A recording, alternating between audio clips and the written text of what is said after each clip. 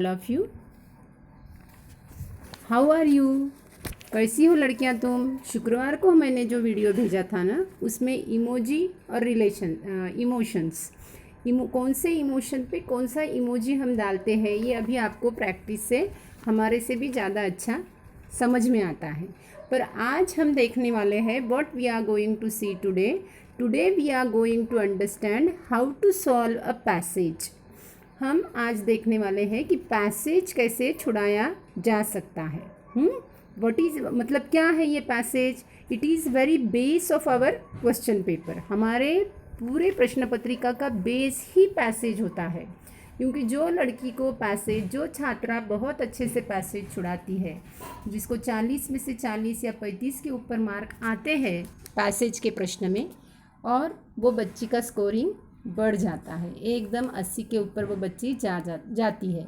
इसलिए हमको पैसेज समझना, वो छुड़ाना, it is very very important. And how many passages we have? Near about we have 4 passages carrying 40 marks. 40 mark होते हैं। और इसीलिए हमने क्वेश्चन फ्रेमिंग देखा। क्वेश्चन फ्रेमिंग देखने के बाद क्या किया है हमने? What we have seen to locate the answers, how we have to find out the answers.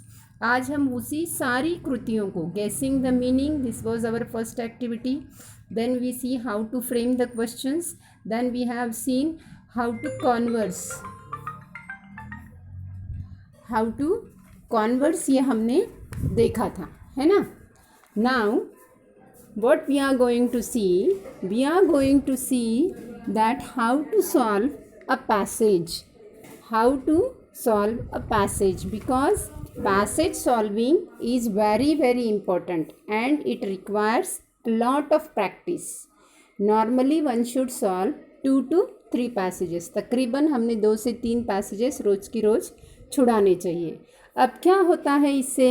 देखो, what happens because of this?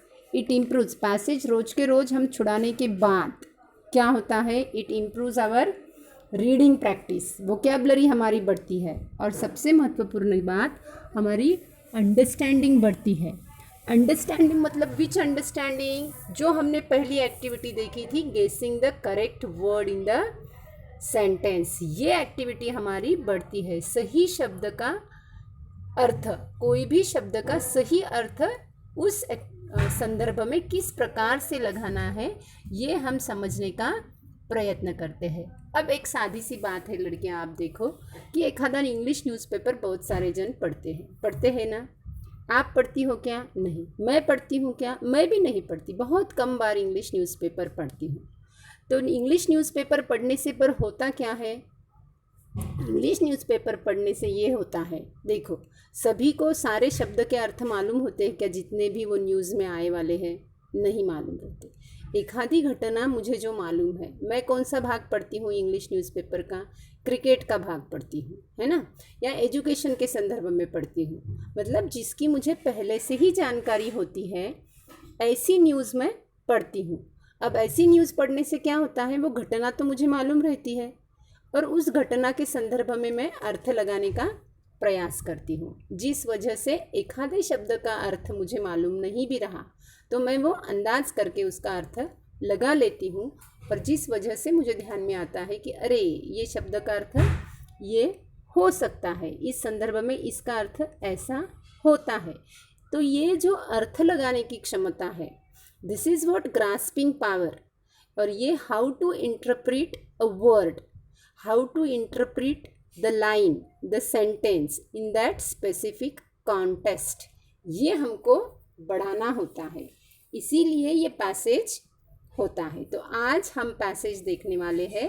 देखो यहाँ पे पैसेज दिए वाला है। पैसेज के प्रश्न हमारी प्रश्न पत्रिका में भी एकदम शुरुआत में होते हैं, इसीलिए वो शुरुआत में 3 प्रश्न दिए वाले हैं। देखो लड़कियाँ, when was Ruskin born awarded with Padma Bhushan? This is the first question. अब हम देखेंगे कि इसके ये जो पैसेज है दैट वी विल रीड, और उसके बाद हम वो आंसर ढूंढने का प्रयास करेंगे। So I will go through the passage, you also read the passage. देखो, Ruskin Bond is an Indian author of British descent He lives with his adopted family in Landur in Mussoorie, India. The Indian Council for Child Education has recognized his role in the growth of children's literature in India. He got the Sahitya Akademi Award in 1992 for Our Trees Still Grow in Debra. He was awarded Padma Shri and Padma Bhushan respectively in 1999 and 2014. ये हमारा बहुत छोटा सा passage है, ये अब हमने पढ़ लिया है। अब इसके प्रश्न उन्होंने क्या पूछा है ये हम देखेंगे। प्रश्न क्या पूछा है, when was Ruskin Bond awarded with Padmashri, Padmashri award उनको कब मिला। अब ये हम पैसेज में ढूंढने का प्रयत्न करेंगे। अब उन्होंने देखो कैसा दिया है, he was awarded Padmashri and Padma Bhushan respectively. ये रिस्पेक्टिवली शब्द से हमको पता चलता है क्या क्या पता चलता है, दो अवार्ड है और हमको प्रश्न एक अवार्ड के बारे में पूछा है, पद्मश्री के बारे में पूछा है। और यहाँ पे रिस्पेक्टिवली शब्द आया है, इसका अर्थ ऐसा होता है यहाँ पे जो नाम पहले आया है वो इधर का साल भी उसके साथ पहला ही जोड़ना है, पहले से पहला जोड़ना, that is what respectively is. अब मुझे पैसेज से रिस्पेक्टिवली इस शब्द का उपयोग भी समझा और अर्थ भी समझा। तो इनको पद्मश्री कब मिली थी, 1999 में। तो हमारा उत्तर होगा 1999 में।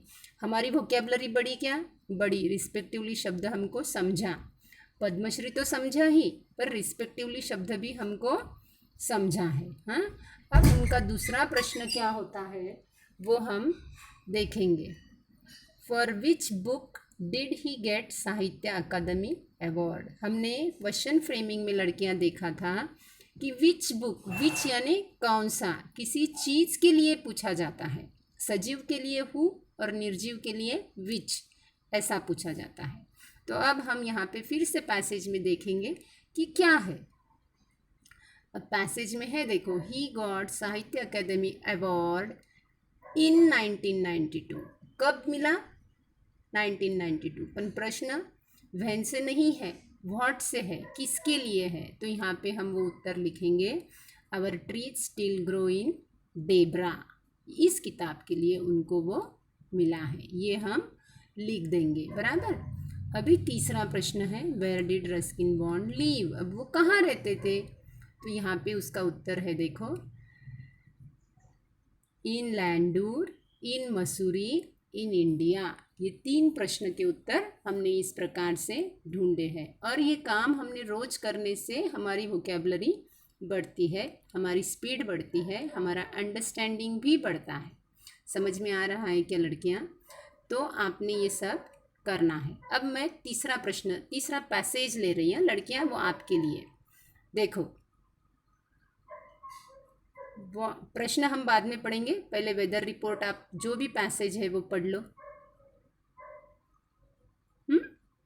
दिखाई दे रहा है पैसेज, पैसेज आप सरका के इस प्रकार से स्क्रीन को हटा के आप पैसेज पढ़ सकती हो। और एकदम सोपे सोपे तीन प्रश्न दिए वाले हैं। इसमें का कोई शब्द आपको कठिन लगता है क्या लड़कियां?